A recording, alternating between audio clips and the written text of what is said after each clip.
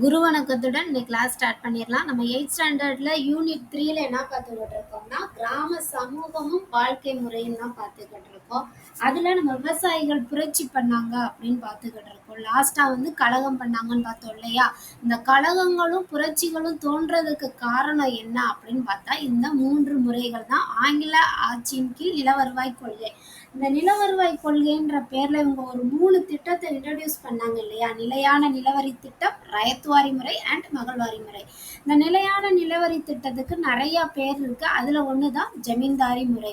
இந்த ஜமீன்தாரி முறை யார் கொண்டு வந்தா? நமக்கு இந்த கிளாஸ் நல்லா கண்டினியூஸா படிச்சுட்டே இருந்தீங்கன்னா இந்த டயக்ராம் தேவையே இல்லை, நீங்களே ஆன்சர் பண்ண ஆரம்பிச்சுருவீங்க. ஜமீன்தாரி முறை காரன்வாலிஸ் பிரபு எப்ப கொண்டு வந்தாரு? 1793ல கொண்டு வந்தாரு. ரயத்வாரி முறை தாமஸ் மன்றோ 1820ல கொண்டு வந்தாரு. அதை தொடர்ந்து வந்ததுதான் மகள்வாரி முறை. அதை வில்லியம் பெண்டிங் பிரபு 1833ல கொண்டு வந்தாரு. இதனால நிறைய விஷயங்கள் நடந்துச்சு இல்லையா? நன்மைகள் நடந்துச்சான்னு கேட்டா அதுக்கு அதோட கம்பேர் பண்ணும்போது நிறைய டிஸ்அட்வான்டேஜஸ் தான் இதுல நிறைய இருந்துச்சு. விவசாயிகள் வந்து அநியாயத்துக்கு வந்து கஷ்டப்பட ஆரம்பிச்சாங்க. எப்படின்னா டாக்ஸ் வரின்ற பேர்ல விவசாயிகள்கிட்ட இருந்து ஜமீன்தார்கள் சுரண்டுனாங்க. ஜமீன்தார்கள்ட்ட இருந்து ஆங்கிலேய அரசு வந்து வாங்கினாங்க. இந்த மாதிரி வந்து விவசாயிகளை ரொம்ப வந்து கொடுமைப்படுத்ததன் விளைவா விவசாயிகள் என்ன பண்ணிட்டாங்க, எங்களுக்கு வேளாண்மையே வேணாம், இந்த நிலங்கள்லாம் நீங்களே வச்சுக்கோங்கன்னு சொல்லிட்டு என்ன பண்ணிட்டாங்க, கொடுத்துட்டாங்க. அதனோட கோவத்திலையும் அதனோட விளைவாகவும் உருவானதுதான் இந்த கழகமும் புரட்சியும்.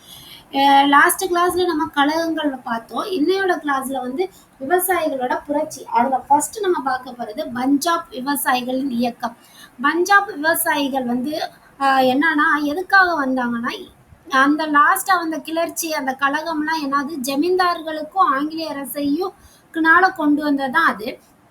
இது எதுக்காக இந்த இயக்கம் ஆரம்பிச்சாங்க? பஞ்சாப் விவசாயிகள் இயக்கம் எதுக்காக ஆரம்பிக்கப்பட்டதுன்னா, வட்டி கடைக்காரவங்க இருக்காங்க இல்லையா, நிலத்தை கொண்டு போய் கொடுத்து எங்களால பார்க்க முடியல, இதுக்கு வந்து கொஞ்சம் அமௌண்ட் தாங்கன்னா அவங்க கொடுக்குற அமௌண்ட் வந்து ரொம்ப கொட்டியா கொடுத்துட்டு அதுக்காக வட்டியும் அந்த ரீபேமெண்ட்டை கேட்பாங்க இல்லையா, வட்டி கொடுங்க, அந்த வட்டியோட அமௌண்ட் என்ன பண்றாங்க, விவசாயிகள் மேல கட்ட முடியாத அளவுக்கு போடுறாங்க. கட்ட முடியாத அளவுக்கு போட்டது இல்லாம பருவ காலங்கள்ல கூட நம்மளோட விவசாயிகள்னால அந்த வட்டியை கட்ட முடியல. அந்த அளவுக்கு வந்து வட்டியோட சுமை வந்து அதிகமா போட ஆரம்பிச்சாங்க. இதனால பல விவசாயிகள் என்ன பண்றாங்க, எங்களால வட்டியே கொடுக்க முடியல, நீங்க இந்த நிலத்தையே வச்சுக்கோங்கன்னு வாலண்டரியா கொடுக்கறவங்களும் இருந்தாங்க. அதையும் தாண்டி போலி ஆவணங்களை ரெடி பண்ணி என்ன பண்ண ஆரம்பிச்சிட்டாங்க, இது உங்களோட நிலங்களே கிடையாது அப்படின்ற மாதிரியும் சொல்லி விவசாயிகள்ட்ட இருந்து நிலங்களையும் இந்த வட்டி கடைக்காரர்கள் வாங்க ஆரம்பிச்சிட்டாங்க. இவங்களோட அடக்குமுறையினாலதான் இந்த பஞ்சாப் விவசாயிகள் வந்து புரட்சியில ஈடுபட ஆரம்பிச்சாங்க. ஆனா பஞ்சாப்ல வந்து புரட்சி நடக்கிறத வந்து ஆங்கிலேய அரசு விரும்பல. ஏன்னா ஆளுவத்துக்கு தேவையான வீரர்கள் எல்லாருமே எங்க இருந்துதான் எடுத்தாங்கன்னா இந்த பஞ்சாப்ல இருந்துதான் எடுக்க ஆரம்பிச்சாங்க. சோ ஆங்கில அரசு வந்து பஞ்சாப்ல வந்து விவசாயிகள் புரட்சியில ஈடுபடுவதை விரும்பல. சரியா? அதனால பஞ்சாப் நில உரிமை மாற்று சட்டம் 1900ல வந்து இயற்றாங்க. இயற்றி வந்து அதுல வந்து ஒரு சோதனை முறையில அமல்படுத்துறாங்க. சோதனை முறையில செஞ்சு பாக்குறாங்க. இதெல்லாம் நல்லபடியா போய் நடக்குதான்னு பார்க்கலாம்னு ஒரு சோதனை பார்ப்போம்ல, டெஸ்ட் பண்ணி பாக்குறாங்க. ஸோ இந்த சட்டத்தின்படி வந்து மக்களை 3ஆ பிரிக்கிறாங்க. ஃபர்ஸ்ட் விவசாயிகள், அடுத்து சட்ட அங்கீகாரம் பெற்ற விவசாயிகள், 3வது கடைசியா வட்டிக்கடைக்காரர்கள். சரி, ஓகே. இந்த பஞ்சாப் நில உரிமை மாற்று சட்டம் சோதனை முறையில இருந்துச்சுல, அதை செயல்படுத்தினாங்கன்னா பார்த்தாங்கன்னா, ஆமா, சோதனை வந்து நல்ல முறையில செயல்படுறதுனால அதை எல்லா இடத்துலயும் வந்து எக்ஸிக்யூட் பண்ண ஆரம்பிச்சுட்டாங்க. இதுதான் பஞ்சாப் விவசாயிகள் இயக்கம். இது எந்த பீரியட்ல நடந்துச்சுன்னு பார்த்தோம்னா 1890ல இருந்து 1900 வரை நடந்துச்சு இந்த பஞ்சாப் விவசாயிகள் இயக்கம். ரைட். ரெண்டாவது சம்பரான் சத்தியாகிரகம். இதை வந்து 1917-18 பீரியட்ல நடந்திருக்கும். எங்கன்னா பீகார் மாநிலத்துல சாம்ரான்ற ஒரு மாவட்டத்துல நடந்திருக்கு. நம்ம ஆல்ரெடி படிச்ச போர்லாம் என்ன படிச்சிருக்கோம், எந்த இடத்துல அந்த போர் நடக்குதோ அதோட பேரு தான் அந்த போருக்கு வைப்பாங்க, நம்ம படிச்சோம் இல்லையா? இதே போல சாம்ரான்ற மாவட்டத்துல நடக்கிறனால இது பேரு சாம்ரான் சத்தியாகிரகம். சத்தியாகிரகம்னாலே நமக்கு யார் ஞாபகத்துக்கு வருவா? காந்திஜி இல்லையா? அகிம்சை வழியில சத்தியாகிரகம் பண்ணுவார் இல்லையா? ஸோ இதையும் நமக்கு தலைமை ஏற்ற ஒரு இதா பண்ணது யாருன்னா காந்திஜி தான். அதை பார்ப்போம். இந்த இது ஏன் நடந்துச்சு அப்படின்னு பண்ணா, ஐரோப்பிய பண்ணையார்கள் வந்து நம்மளோட விவசாயிகளை வந்து சட்டத்துக்கு புறம்பா நீங்க பண்றீங்கன்னு நியாயமற்ற முறையில வந்து கொடுமைப்படுத்த ஆரம்பிச்சுட்டாங்க. நம்ம அவுரி சாகுபடி படிச்சிருப்போம் இல்லையா லாஸ்ட் கிளாஸ்ல. அவுரி சாகுபடி எது? இந்த ட்ரெஸ்ஸுக்கெல்லாம் சாயம் ஊத்துற செடி அதை தானே, அதை விளைவிச்சு எங்களுக்கு கொடுக்கணும்னு சொல்லுவாங்க.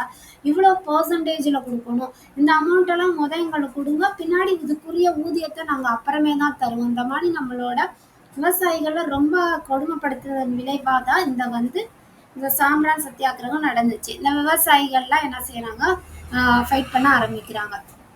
இதோட பத்தாவதுக்கு என்ன பண்றாங்கன்னா, இந்திய விவசாயிகள் மொத்த நிலத்துல 20ல் 3 பங்கு என்ன பண்றாங்கன்னா இந்த அவுரி செடியை சாகுபடி செஞ்சு ஐரோப்பிய தோட்டக்காரர்களுக்கு வந்து கொடுக்கணுன்ற ஒரு இதுக்கு கொண்டு வர்றாங்க.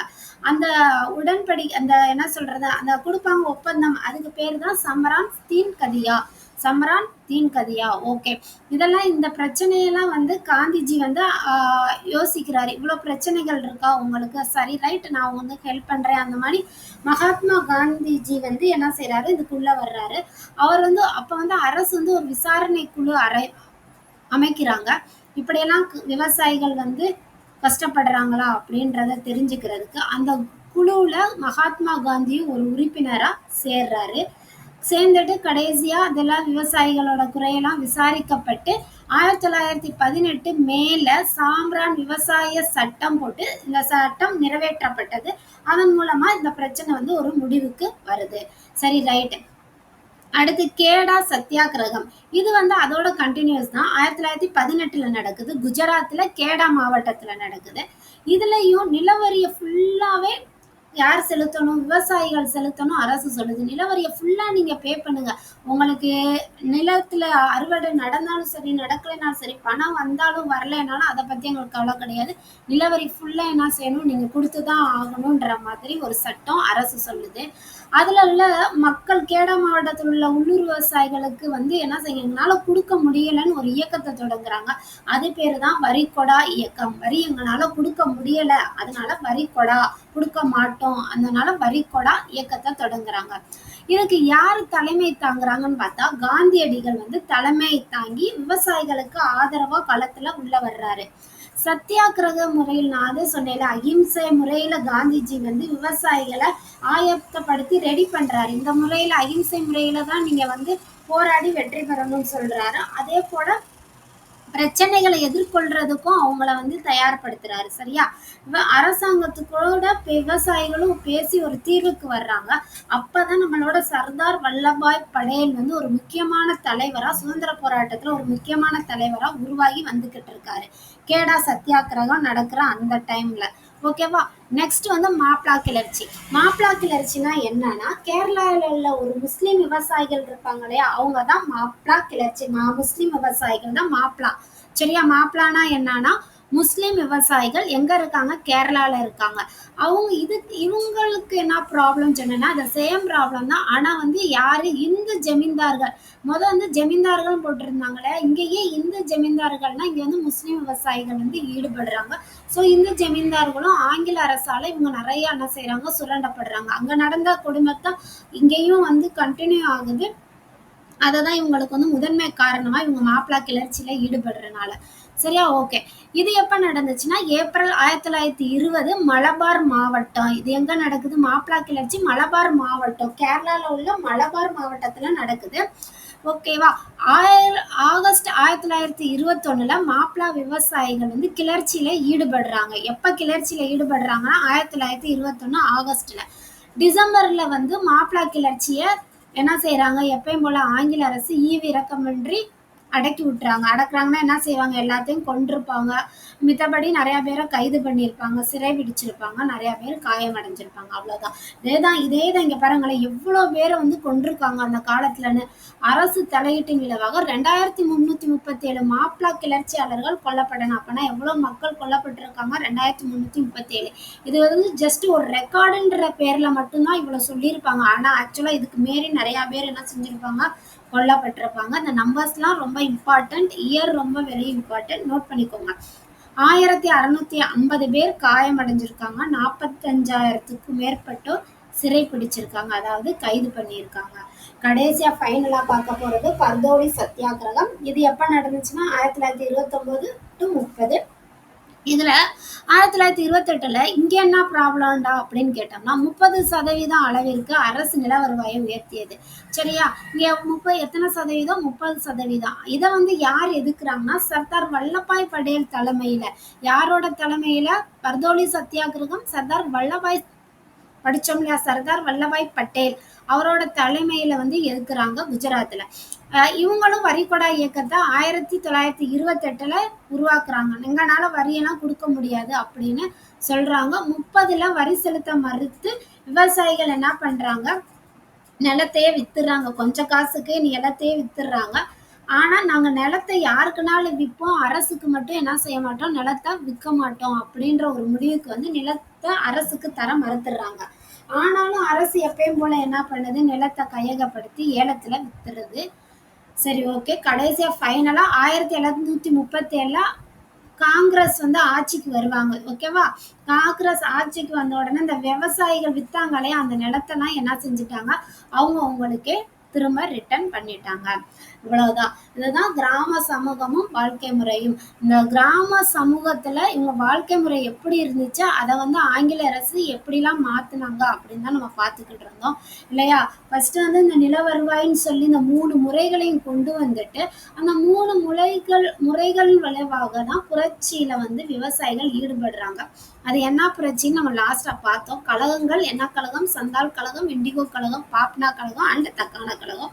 அதை தொடர்ந்து என்னென்ன புரட்சிகள்னா பஞ்சாப் விவசாயிகள் கழகம், சாம்ரான் சத்தியாகிரகம், கேடா சத்தியாகிரகம், மாப்ளா கிளர்ச்சி, கடைசியா ஃபைனலா பர்தோலி சத்தியாகிரகம். இந்த ஸ்லைட் ரொம்ப முக்கியம். இயர்லாம் நோட் பண்ணிக்கோங்க. இந்த இயர்லாம் வெரி இம்பார்ட்டன்ட். ரெக்கார்ட் பண்ணி வச்சுக்கோங்க. நோட்ஸ் எடுத்து எழுதிக்கோங்க. இதோட நம்ம யூனிட் 3 என்ன பண்ணிட்டோம், சக்ஸஸ்ஃபுல்லாக கம்ப்ளீட் பண்ணியாச்சு. இதோட புக் பேக் வந்து நாளைக்கு கிளாஸில் பார்க்கலாம். திரும்ப படிங்க, புரிஞ்சு படிங்க. எதையுமே படிக்கிறோம் எதுக்கு படிக்கிறோம் 1க்கு 2 தடவை கொஸ்டின் கேட்டு படிங்க. நல்லதே நடக்கும். தேங்க்யூ. பாய்.